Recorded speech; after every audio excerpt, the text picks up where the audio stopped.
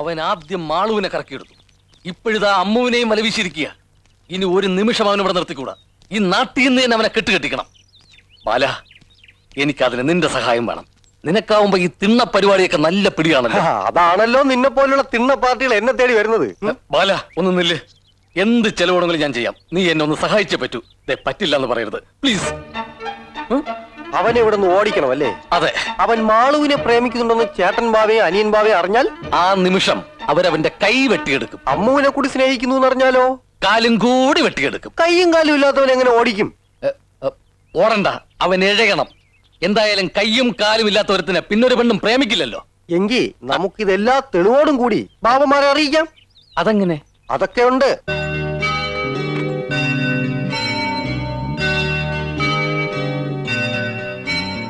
വരൂ. ഇതെന്റെ അമ്മയുടെ മുറിയാ. അമ്മ മരിച്ചേ പിന്നെ ഞാനും അച്ഛനും അല്ലാതെ മറ്റാരും ഇതിനകത്ത് കയറാറില്ല. ഇപ്പൊ ആദ്യമായിട്ടാ.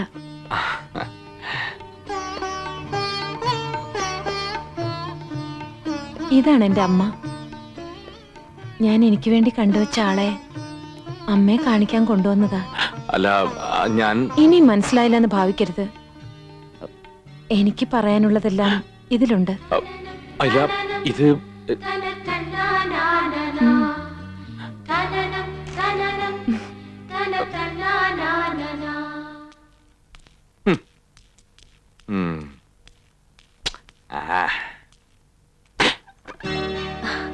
എവിടെയായിരുന്നു? എത്ര നേരം ഞാൻ കാത്തിരിക്കുന്നു. അല്ല, ഞാനൊരു ഇടം വരെ പോയിരുന്നു. എന്താ?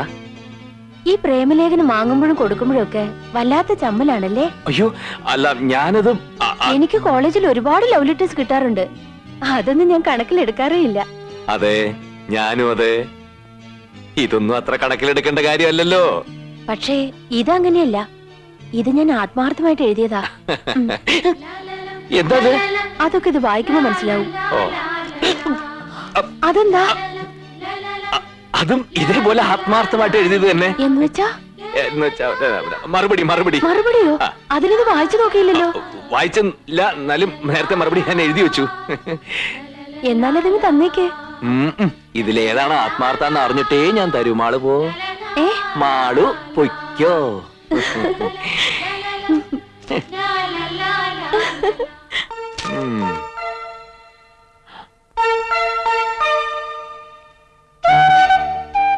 എന്റെ പ്രേമേട്ടന്, എന്റെ പ്രിയപ്പെട്ട പ്രേമേട്ടന്. എന്റെ ഈശ്വര, ഓ, ഇതൊന്നും അത്ര കാര്യാക്കാനില്ലടാ. കാണാൻ കൊള്ളാവുന്ന ഡ്രൈവറെ കാണുമ്പോ സാധാരണ പെമ്പിള്ളേർക്ക് തോന്നാറുള്ള ഇതൊക്കെ. അവർക്ക് കളിക്കാൻ ഒരു പാവയാണ് ആവശ്യം. നീ അതുപോലെ അങ്ങ് നിന്നു കൊടുത്താ മതി. അതിനെ വേറെ ആളെ നോക്കിയാ മതി, എന്നെ കിട്ടില്ല. എടാ, കുരച്ചോണ്ട് വരുന്ന പട്ടിയെ കണ്ട ഓടരുത്, അത് ഓടിച്ചിട്ട് കടിക്കും. അതുപോലെ ആ പെണ്ണും സ്നേഹിച്ചോണ്ട് വരുമ്പോ തിരിഞ്ഞു നിന്ന് ഇല്ല എന്ന് പറഞ്ഞാൽ അവര് പല കുഴപ്പങ്ങളും ഉണ്ടാക്കും. ഇല്ലാത്ത കഥകൾ ഉണ്ടാക്കി തന്തയോടും തള്ളോടും പറഞ്ഞു കൊടുത്തെന്ന് വരും. അതോടെ നിന്റെ ഗതി അധോഗതിയാവും. ഇപ്പൊ അമ്മു മാളും നിന്റെ കയ്യിലാ. അവരോടൊന്നും മയത്തിൽ നിന്നാ നിനക്ക് ബാബാ പ്രദേശത്തിന്റെ ഏതെങ്കിലും സ്ഥാപനത്തിൽ മാനേജർ വരെ ആവാൻ സാധിക്കും. അത് മറക്കണ്ട. നന്നായിട്ട് വായിച്ചു പഠിക്കുക.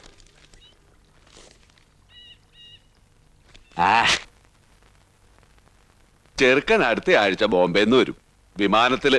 വിമാനമൊന്നും അങ്ങോട്ട് തറപ്പിച്ചു പറയാൻ അവന്റെ സ്വന്തം വിമാനമൊന്നും അല്ലല്ല, കൂലി കൊടുത്തല്ലേ വരണത്. വേണ്ടി വന്നാ സ്വന്തം വിമാനം മേടിക്കാനുള്ള കഴിവുണ്ട്. ചെറുക്കന് ബോംബെയില് വലിയ ബിസിനസ് അല്ലേ.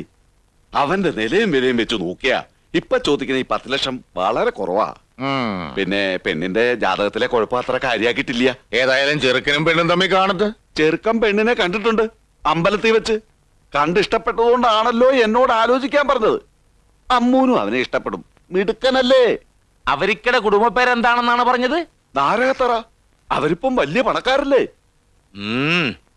ഞങ്ങ ഒന്ന് തിരക്കട്ടെ. അറിഞ്ഞിടത്തോളം അവര് നല്ല കൂട്ടരാ. മോക്ക് അവിടെ ഒരു ബുദ്ധിമുട്ടും ഉണ്ടാവൂല. നിനക്കെന്താ ഒരു സന്തോഷമില്ലാത്തേ? എനിക്കിത് വേണ്ടച്ചാ. എന്താ ഇതിനൊരു കുറവ്? എനിക്കിഷ്ടമല്ല. ഇഷ്ടമല്ല എന്ന് പറയാൻ നീ അവനെ കണ്ടില്ലല്ല. എനിക്കിഷ്ടമല്ല എന്ന് പറഞ്ഞില്ല അച്ഛാ. ഇതെന്ത് പണ്ടാരാണ്? ഓരോന്ന് ഒപ്പിച്ചോണ്ട് വരാൻ മനുഷ്യൻ കിടന്നുവിടുന്ന പാട്. എനിക്കിപ്പോ കല്യാണം വേണ്ട. കല്യാണം ഇവിടെ വെച്ചല്ല, കൊട്ടാരം വീട്ടിൽ വെച്ചാണ്. അതിന്റെ മുറ്റത്തൊരു പന്തല് കെട്ടി ഒരേ ദിവസം 2 കല്യാണം. ഒന്ന് അവക്കടെ, ഒന്ന് ഇവക്കടെ. അവക്കടെ കല്യാണം ഏതാണ്ട് ഉറച്ച മട്ടാണ്. ഇനി എവക്കൊരു ചെറുക്കനെ കണ്ടുപിടിക്കണം. എന്താണ് നിന്റെ അഭിപ്രായം?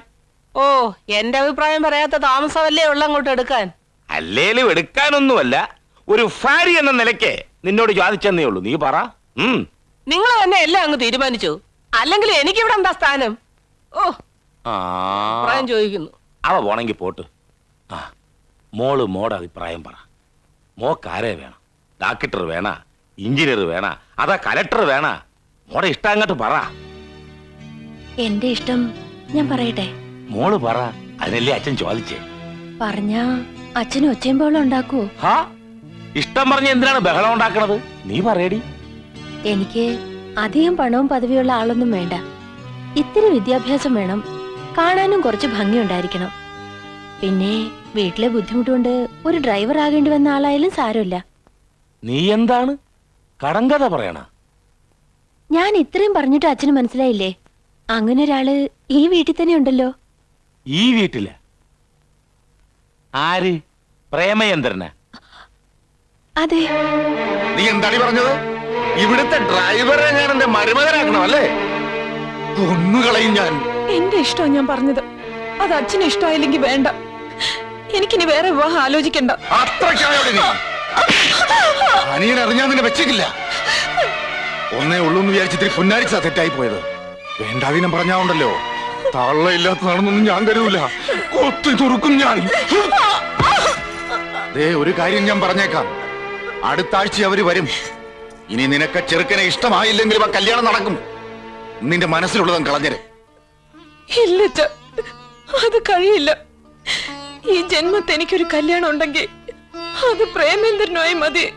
എന്താ ഭേദം വെച്ച് അച്ഛനത് ചെയ്തു. എന്ത് സഹിക്കാൻ ഞാൻ തയ്യാറാണ്. പക്ഷെ അയാളെ മറക്കാൻ മാത്രം പറയരുത്. ചേട്ടനെങ്ങാനും പറഞ്ഞ നിന്നെ കൊന്നുകളയും. അവളെ വിടാൻ, അവളെ വിടാൻ. ഇതിന് മാത്രം ഇവിടെ ഇപ്പൊ എന്താ ഉണ്ടായത്? മക്കളെ മര്യാദയ്ക്ക് വളർത്തണം, അല്ലെങ്കിൽ ഇങ്ങനെ ഇരിക്കും.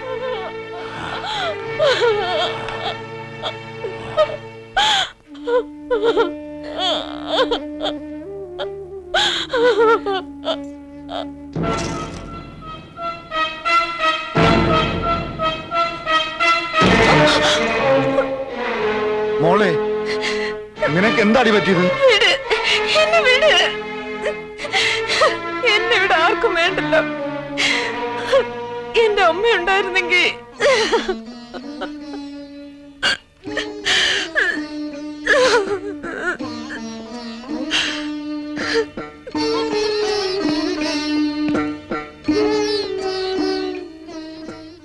എടോ ഈശ്വരപിള്ളേ. എന്താ മുതലാളി? വാടോ.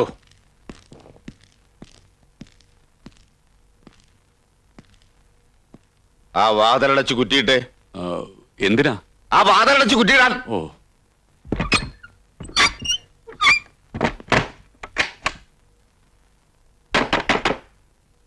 വാതിൽ തുറക്ക. എടി, വാതിൽ തുറക്കാൻ. ഇല്ല, ഈ കല്യാണത്തിന് അച്ഛൻ സമ്മതിക്കുന്നത് വരെ ഞാൻ ഇതിനകത്ത് കിടക്കും. ഇവിടെ കിടന്ന് ചാകും. എന്നാ ചത്തോടി. നിന്റെ ശവെടുക്കലിന് മുമ്പേ ഞാൻ അവനെ കണ്ടേച്ചു വരട്ടെ. അച്ഛാ, അയാളെ ഇവിടുന്ന് തല്ലി ഓടിക്കാൻ അച്ഛൻ പോകുന്നെങ്കിൽ അയാളോടൊപ്പം ഞാനും ഇറങ്ങി പോകും. അവനെ അങ്ങോട്ട് കൊന്നു കളഞ്ഞാലോ? മോളിറങ്ങി പോവോ? മുതലാളി എന്താ ഈ പറയണത്? എനിക്ക് വിശ്വസിക്കാനേ പറ്റുന്നില്ല. പ്രേമേന്ദ്രൻ അത്രക്കാരനല്ല. എന്റെ മോള് തന്നെയാ എന്നോട് പറഞ്ഞത്. ഓ, എങ്കിൽ ചിലപ്പോ ശരിയായിരിക്കും. അവൻ ചെയ്ത് മഹാ തെറ്റായി പോയി. ഞാൻ അവൻ ഇപ്പൊ തന്നെ പറഞ്ഞു വിട്ടേക്കാം. എവിടെങ്കിലും പോയി തൊലയട്ടെ. ചേട്ടമ്പാവയുടെ മോളെ പ്രേമിച്ചിട്ട് അവനെ അങ്ങനെ അങ്ങോട്ട് പറഞ്ഞു വിടാൻ വരട്ടെ. മുതലാളി അവനൊന്നും ചെയ്യരുത്. അറിവില്ലാണ്ട് പറ്റിപ്പോയതാവും. അവനൊരു പാവ. അവൻ പാവാ, അതെനിക്കറിയാം. അതുകൊണ്ടല്ലേ തന്നെ വിളിച്ച് ആലോചിച്ചത്. എന്റെ മോക്കടെ ഇഷ്ടം അതാണെങ്കിൽ എങ്കിൽ മുതലാളി ഈ ജമ്മത്തി ചെയ്യുന്ന ഏറ്റവും നല്ല കാര്യമാണ് ഇതെന്ന് ഞാൻ പറയും. അവൻ നല്ലവനാ. ഇത്തിരി കാശിന്റെ കുറവുള്ളൂ. അതൊന്നും സാരമില്ലടോ. എന്റെ മോക്കടെ സന്തോഷത്തിനപ്പുറത്ത് എനിക്കൊന്നും വേണ്ടോ. താൻ വാതിൽ തുറക്ക്. അനിയനെ ഇപ്പൊ തന്നെ വിളിച്ച് ആലോചിച്ചേക്കാം. ശരി മുതലാളി. അനിയ എന്താണ് എന്താ ചേട്ടൻ വല്ലത് പറഞ്ഞ ഇവൻ കൊണ്ടുവന്നില്ല ആ പന്നിടുമൻ ഡ്രൈവർ അവൻ നമ്മുടെ കുടുംബത്തെ കയറി പ്രേമിക്കാൻ മാത്രമായ ഇത് നീ എങ്ങനെ അറിഞ്ഞു? അവള് നിന്നോടും പറഞ്ഞാന്ന് എന്റെ മുഖത്ത് നോക്കി അവള് പറഞ്ഞു അവനെ അല്ലാതെ വേറെ ആരെയും അവള് കെട്ടൂലെന്ന്. നിന്നോട് പറഞ്ഞ പോലെ എന്റെ മുഖത്ത് നോക്കി അവൾ എന്നോടും പറഞ്ഞ്. അതിനെപ്പറ്റിയാ ഞങ്ങളിപ്പോ സംസാരിച്ചോണ്ടിരുന്നത്. നിക്കടാ, തെറ്റ് ചെയ്തത് അവൻ മാത്രമല്ലല്ല, അവളും തെറ്റുകാരിയല്ലേ. രണ്ടാള് തെറ്റ് ചെയ്താ അതിനൊരാളെ ശിക്ഷിക്കണത് ശരിയാണാ? അതുമല്ല, അവൻ എന്താടാ ഒരു കുറവ്? വിവരവും പഠിപ്പുമില്ലേ, നല്ല കുടുംബത്തിൽ പിറന്നവനല്ലേ.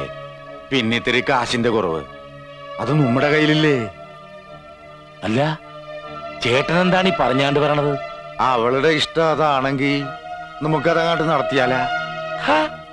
ചേട്ടൻ എന്താണ് ഈ പറയണത്? ഇവിടുത്തെ ഡ്രൈവറെ നാട്ടുകാർ കേട്ടാ കാർക്കിച്ചു തുപ്പൂല്ല. തുപ്പടവരെ തുപ്പട്ടടാ. ഒരു വട്ടപൂജ്യത്തിൽ നല്ലേ നമ്മ ഇവിടം വരെ എത്തിയത്. അവൻ ഇതിലും മുകളിൽ എത്തുമെന്ന് എനിക്ക് ഉറപ്പാ. അവനെ എനിക്കിഷ്ടമാടാ.